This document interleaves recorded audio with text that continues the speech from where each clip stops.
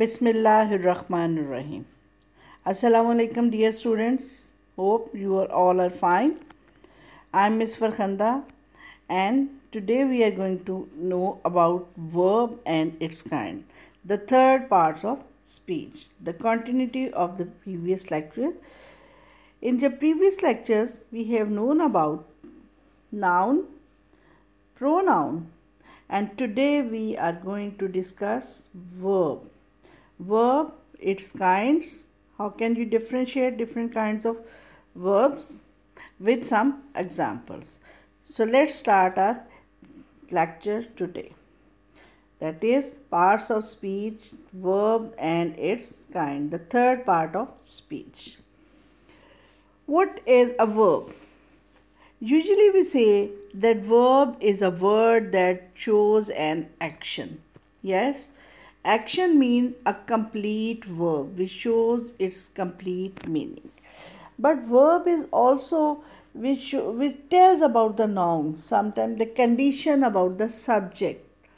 So a complete definition of a verb is a word that tells about an action or asserts something. Usually the role of a verb in a sentence is what a noun does, that is noun, that is subject, doing by the subject, like he played hockey. Subject, he played. What is done to the noun in passive voice? Hockey is played by, like who. And what a noun is. What a noun is a linking verb that tells about subject. Later on we will discuss the kinds of subjects. So when we say that an action verb or assert something or what a noun is. Remember students, two types before going to kinds of verbs, two types you may say the two use of verbs. One is that is called a complete action verb.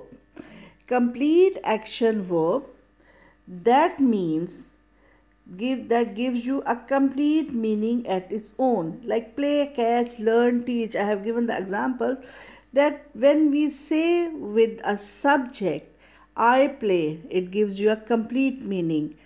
He catches, I learn, although object required but giving you a complete meaning. I play, मैं खेलता हूँ. He learns, वो याद करता है. He teaches, वो पढ़ाता है. So a complete meaning.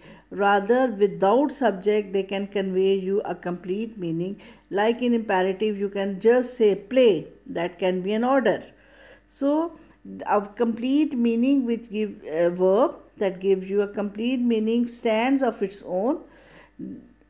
And other type is the different forms of be, and there is, am, are, was, were, be, being, and then become helping verb, will, shall, some when has or have as main verb or with as helping verb also. So how are they used? So remember two types, types, that is complete or incomplete verbs. Complete which stands of its own and that gives you complete meaning, and is, am, are, was, were, be, being, been, that does not convey you complete meaning. Kinds of verbs. There are basically 5 kinds of verbs we will later discuss. But in this, as I have told you, I play. Play is conveying complete meaning, where he is not conveying complete meaning, and that we have discussed in the previous slide. So girls, students, verbs which give complete meanings are either transitive or intransitive. They stand of their own and they give a complete action. So two kinds of verbs are transitive or intransitive, and transitive or intransitive are always complete action verbs. Verbs which give incomplete meaning are either helping, or linking. So we have here, we know about four kinds of verb. They are transitive, intransitive, which always give complete meaning. Then there are helping or linking, which are give incomplete meaning. And complete and incomplete meaning I have taught you in your previous slide. 5 kinds of verbs: transitive, intransitive, helping or simple auxiliary, they are also called. Then linking, and there is a 5th kind, modal, which we will discuss. So transitive, intransitive, always complete verbs. Linking, helping give incomplete meaning. And modal is the next type, that are the compound, that we make compound verbs. We will discuss later on. So let's discuss different kinds of verbs. First of all is transitive verb. Transitive verb always needs an object to transfer its action, because verb is an action. So on what to transfer an action? What, or sometimes who also, is called an object. Action towards an object. And what is an object? Object is the receiver of the action. And object is always noun or pronoun. So on it gives the answer of what? Like the fielder caught the ball. They are playing hockey. She does not like mangoes. So when we say what caught, verb is caught. What answer for what caught is ball. What is playing? Hockey. What doesn't like? Mangoes. So they are object. They may be in pronoun. So when a verb transfer its action, passes in action to a noun or pronoun, that is object, then it is a transitive verb. Caught, playing, like, because they have a noun which way they are transferring their action, so they are all are transitive verbs. And object, again, object is always noun or pronoun which receives the action of the verb. Second kind is intransitive verbs. As I have already told you, transitive and intransitive are always complete action showing verb. So difference between transitive and intransitive is the transitive transfer in actions, and answers the action, transfer in action on the thing which answers what or who. As I have told you, what, plays, and like, but it does not transfer in action to something. Intransitive verb does not transfer action, rather it does not require an object. And as object answers what or sometimes who, same is the case with your in your intransitive verbs. Although complete verbs are used: shouted, jumped, arrived. The child shouted, the horse jumped, he arrived. But look at the how the verb used for shouted. How it is not shouted at somebody, it is shouted how? It is loudly. Jumped where? Over the fence. Arrived when? 3 o'clock time. So these verbs are telling about adverbs. So when, where, how, why, how much, or at how, up to what extent, these are the answers of adverb. And intransitive verb is answers these words: where, when, how. So we can it's not that these verbs are transitive and these are intransitive. A same word can be transitive or intransitive. Like he reads a book. What does he read? A book. So here reads is a transitive verb. And when we say he reads fluently, how does he read? Fluently. So it's not transforming action, it is an intransitive verb.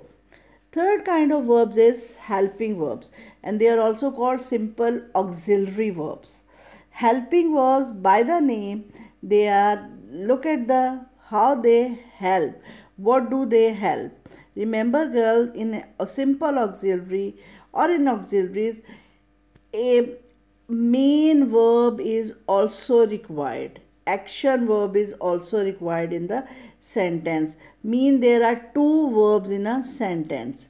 Because helping verbs, as I have told you, are incomplete, not showing complete action, a form of be. An incomplete verb, it is an incomplete verb which helps an action adding to the meaning of the action. So there must be an action verb in the sentence. Like in the red color I have written are, did not, had, will. And how are they helping? Main verbs are playing, make, completed, follow. So if we write they playing cricket, it's wrong. Sentence structure is not right. So are is helping that playing. Did not, make. Had, completed. For a perfect tense, we can use completed my work in time, but as a perfect tense, had is used for that completed.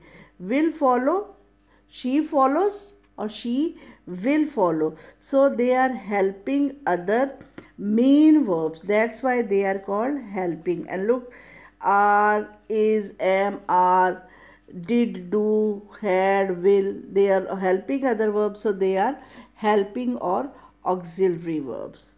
Next kind is linking verb.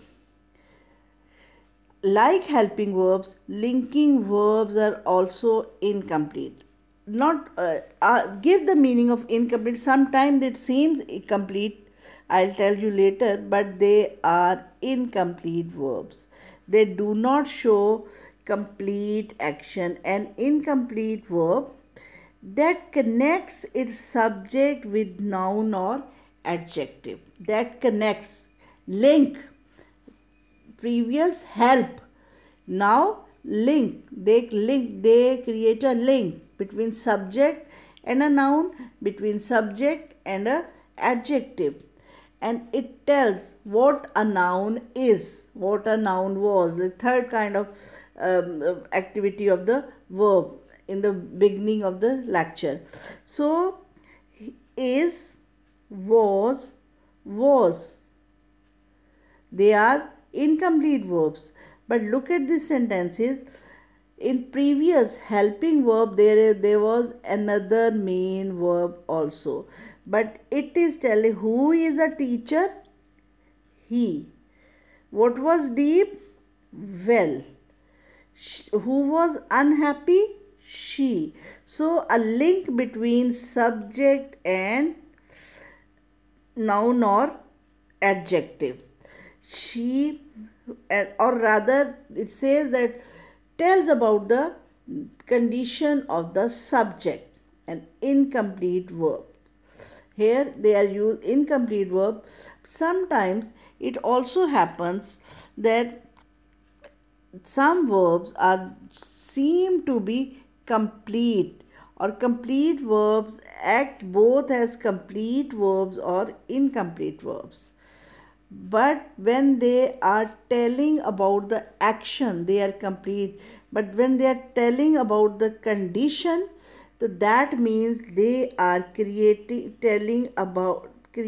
a link between subject, noun and adjective. Remember, is, teacher is noun, was deep, was unhappy, adjectives. So about the thing, what a noun is, maybe was. So linking, the link between, or the difference between when they are incomplete between helping and linking is that in helping sentence you find another main action verb, and linking verb does not have another main action verb. Main difference between linking and helping. Now comes to the point when linking verbs seem to be complete verbs, or some complete verbs are linking. They are linking. When they tell about subject के बारे में बताएं और इन verbs के बाद noun और adjective आए. Noun and adjective, these after these words they are linking, or if they show complete action they are transitive or intransitive. A list of such words I have written, like appear, become, look, sound, feel, seem, taste, grow, smell, turn, etc. Words like this. And there is a test of this also. I'll tell you. I have written look, the verb used, look verb. First sentence, the girl looked tired. The girl looked for her lost pen. If you know, if you concentrate, looked tired. Tired is adjective. Who looked tired? The girl. And second sentence, that girl looked for her lost pen. We are not, who was looking for a log? Maybe the girl, but he was, here it is used looked for lost pen because she is doing some action. It is not the condition of the subject. It's not that the girl looked. The girl although looked, but she is doing an action. Here she is doing action. What the action is? For her lost pen, looking for her lost pen. So here in the first sentence, who tired? Girl. For lost pen, not the girl, looked, the girl's action for the lost pen. So there is a test of this checking. When it seems, you must remember that when action verb, it seems action verb, and after that there is an, especially adjectives, to test it. How can you test it? For your verbs, write an incomplete verb, was or is. Was, were, is or are. It's up to you. Because looked is second form, so we are going to use was or were. In first example, replace looked for was. Second example, also replace that look for was with was. Look at the first sentence. The girl was tired. A complete correct sentence. But in the second sentence, the girl was for her lost pen. It's an incorrect sentence. This is just a checking whether it is linking or not. So linking means this is giving a good correct meaning, but this is not giving a correct meaning. This is the checking of your whether it is linking or not. So try to do this. Fifth kinds of verbs are modals. Modals are actually the verb, again they are used with some verbs or mostly with first form of the verb, and they also make compound verbs.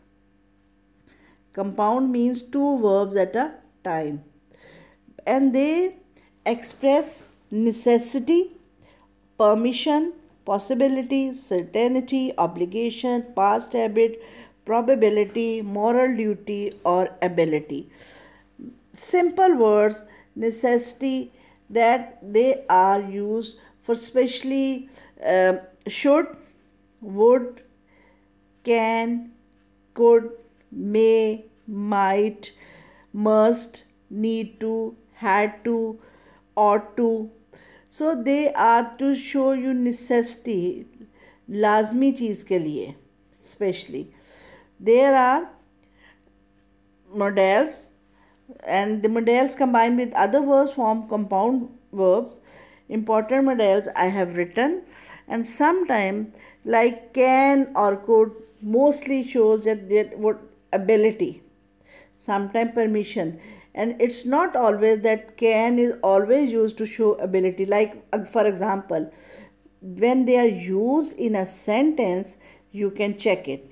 Like, can you swim? It's checking of the ability. I can swim. It's ability. May I go there? It's asking for something, permission. It may rain tomorrow. That is a probability of something. So, while used in a sentence, check with what function it is performing. Whether it's performing necessity, like you must do it. Permission, may I go there? Can I take your book? It's a permission. Can you swim? Checking of ability. So possibility, certainty, obligation, and moral duty. There is a little bit difference between should, girls, should, must, ought to. Should is generally used for a piece of advice, for better. Must is the higher degree of should, and ought to is for the obligation, moral obligation. Like should, must, ought to. Should, it's for your betterment. It's up to you, use it or not. Must is that for better results. ज़रूर. Should mean आप करना चाहिए, must mean ज़रूर करना चाहिए, and ought to is जो लाजमी चीज़ हो, that is your obligation. Like in नमाज यू से नफल, शुड, सुन्नत और फ़र्ज़. फ़र्ज़ छोड़ने पे गुनाह है, सुन्नत छोड़ने पे कम है, और नफल पे गुनाह तो है बट इट्स नॉट सो है. सो अ difference. Ought to the highest level, must a bit lower, and should is bit lower. So should is generally a piece of advice, must is for your duty, and ought to is for your moral obligation. Same is case with may, first form, and might is the second form. Probability. Had to is usually used to show the past action. It may rain tomorrow. It is a probability. It's not confirmed. You ought to offer 5 times a day. It's ought to. It's a compulsion.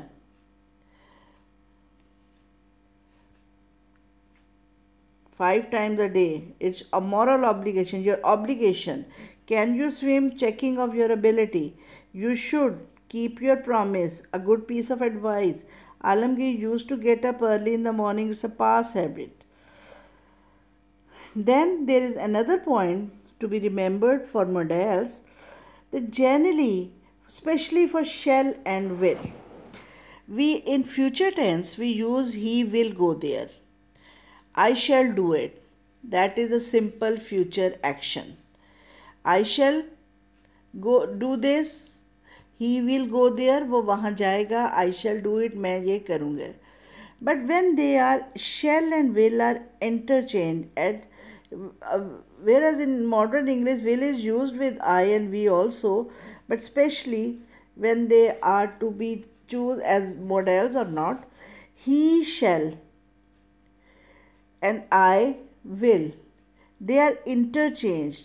Generally we do write he will, you will, they will, God will help us. So when we write God shall help us, he shall fulfill his promise, I will, you shall. So that means they give the meaning of must, ज़रूर. he will go there, वो वहाँ जाएगा. He shall go there, वो वहाँ ज़रूर जाएगा. So they become modal auxiliaries. When they are interchanged, they are called modal auxiliaries. So this is all about your nouns, verbs, the third part of speech. Hopefully you are enjoying my lectures and everything is clear to you. So you can, if something is not clear to you, you're always welcome to ask questions. I'll inshallah start uploading some worksheets related to these topics also. So until then, Allah Hafiz.